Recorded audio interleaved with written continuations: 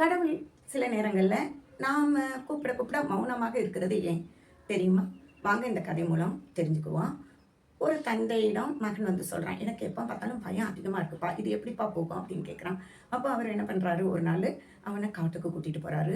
நடு காட்டில் விட்டுட்டு சொல்கிறாரு, நீ இங்கே தனியாக கண்ணை கட்டி உன்னை விட போகிறேன். நீ ஒரு நாள் நைட்டு முழுசாக இங்கே இருந்துட்டேன்னா உன் பயம் எல்லாம் போயிடும் அப்படின்னு சொல்கிறாரு. அவனும் ஓகேன்னு ஒத்துக்கிறான்.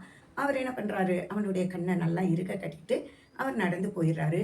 தந்தை இருக்கிற வரைக்கும் அவனுக்கு ஒன்றும் கஷ்டமாக தெரியலை, பயமும் இல்லை. ஆனால் அவர் போன பிறகு அவனுக்கு நிறைய உளையிடுற சத்தம், காட்டில் மழை பெய்கிற சத்தம், காற்று அசைகிற சத்தம் எல்லாமே பயங்கரமாக இருக்குது. ஒரு ஏதாவது அனிமல் நம்மளை வந்து கடிச்சிருமோங்கிற பயம் வேறு இருக்குது. பயத்தில் கத்துறான், பயங்கரமாக கத்துறான், யாருக்குமே கேட்கல. கடைசியில் தெரிஞ்சுக்கிறான், நம்ம கத்துறதுனால யாரும் வரப்போகிறதில்ல இந்த காட்டில் அப்படின்னு தெரிஞ்சுட்டு அந்த டைமில் அவனுக்கு ஒரு துணிச்சல் வருது. அவன் அமைதியாக அந்த சத்தங்களை அப்சர்வ் பண்ண ஆரம்பிக்கிறான். அப்படியே தூங்கிடுறான். காலையில் விடிஞ்ச உடனே பார்க்குறான், அப்பா பக்கத்தில் தான் இருக்காரு.